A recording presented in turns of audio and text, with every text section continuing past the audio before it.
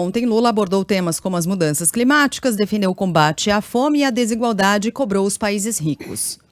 A fome, tema central da minha fala neste Parlamento Mundial 20 anos atrás, atinge hoje 735 milhões de seres humanos que vão dormir esta noite sem saber se terão o que comer amanhã.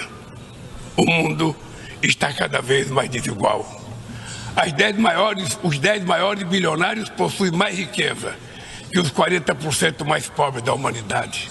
O destino de cada criança que nasce nesse planeta parece traçado ainda no ventre de sua mãe.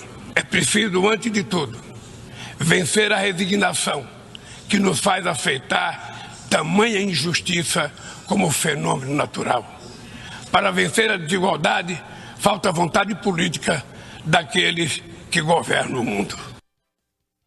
Assim como em outras oportunidades, o presidente Lula saiu em defesa de uma reforma no Conselho de Segurança da ONU. O Conselho de Segurança da ONU vem perdendo progressivamente a sua credibilidade. Essa fragilidade decorre, em particular, da ação de seus membros permanentes, que travam guerras não autorizadas em busca de expansão territorial ou de mudança de regime. Esta paralisia é a prova mais eloquente da necessidade e urgência de reformá-lo, conferindo-lhe maior representatividade e eficácia. Esse tipo de fala aí é uma constante, né, nos discursos de Lula. São duas coisas, eu falava ontem para Carla, que obrigatoriamente o presidente vai falar. Ele vai falar sobre a reforma na ONU, sobre o desejo do Brasil de obter um assento permanente no Conselho de Segurança e sobre a questão da Palestina. Sempre.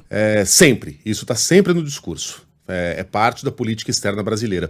Mas pela primeira vez, esse discurso pode encontrar eco nas Nações Unidas, né? Existe o entendimento de que o mundo passa por uma grande crise de organismos multilaterais, especialmente a ONU, que entende, as próprias Nações Unidas, que é o momento de pensar em uma reforma no organismo. Então, o discurso é repetido, mas pela primeira vez, talvez ele tenha sido ouvido com atenção pelos demais presidentes, inclusive das superpotências, inclusive aqueles que não estavam lá, que devem ter acompanhado os discursos pela televisão. Enfim, aguardemos, é possível que a gente veja novidades nesse sentido nos próximos meses. Lula criticou, ainda sem citar nomes, a extrema-direita. Em meio aos seus escombros, surgem aventureiros de extrema-direita que negam a política e vendem soluções tão fáceis quanto equivocadas. Muitos sucumbiram à tentação de substituir um neoliberalismo falido por um nacionalismo primitivo, conservador e autoritário. Falou ainda sobre a importância da democracia no Brasil. Se hoje eu retorno na honrosa condição de presidente do Brasil, é graças à vitória da democracia em meu país. A democracia garantiu que superássemos o ódio, a desinformação e a opressão. A esperança, mais uma vez, venceu o medo. Nossa missão é unir o Brasil e reconstruir um país soberano, justo, sustentável, solidário, generoso e alegre. O Brasil está se reencontrando consigo mesmo, com nossa região, com o mundo e com o multilateralismo. Como não me canso de repetir, o Brasil está de volta.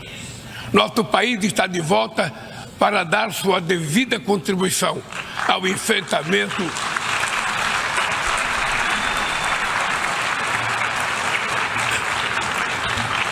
Nosso país está de volta para dar a sua devida contribuição ao enfrentamento dos principais desafios globais.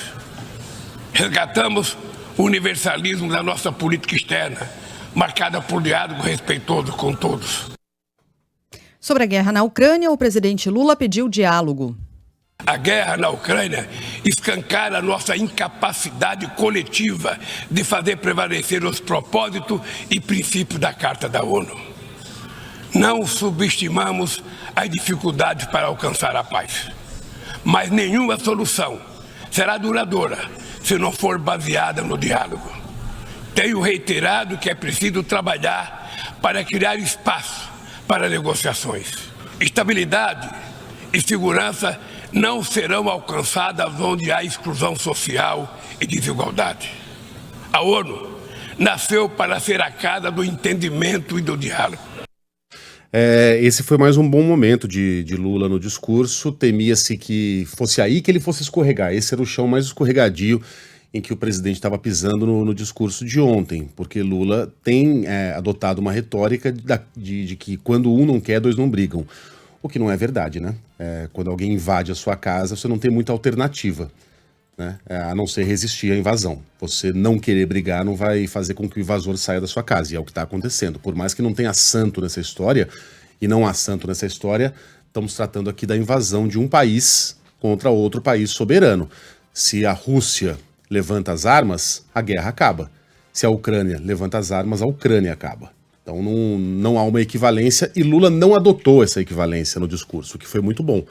Adotou um discurso de diálogo, de necessidade de pôr fim à guerra, mas sem colocar Ucrânia e Rússia no mesmo patamar moral, digamos assim. Joe Biden foi à tribuna logo depois, foi aplaudido ao criticar o conflito no leste europeu e disse que, segundo ele, só a Rússia pode acabar com a guerra. Só a Rússia é responsável por essa guerra. Só a Rússia tem o poder de acabar com essa guerra imediatamente. E só a Rússia é que está entre a paz. Porque o preço que a Rússia paga pela paz seria a capitulação da Ucrânia, o território ucraniano e os filhos da Ucrânia. A Rússia acha que o mundo vai ficar cada vez mais preocupado e vai deixar que eles violentem a Ucrânia sem consequência. Se abandonarmos os princípios para um agressor, será que qualquer membro aqui teria confiança de estar protegido? Se você deixar que a Ucrânia seja arrancada do sistema, a resposta é não. Precisamos enfrentar essa agressão hoje para evitar que esse mesmo mal aconteça de novo.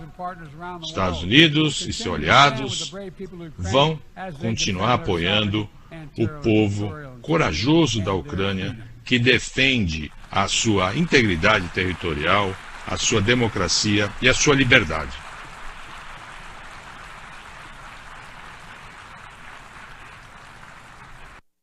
Mais tarde, o presidente da Ucrânia, Volodymyr Zelensky, subiu à tribuna da ONU e acusou a Rússia de genocídio.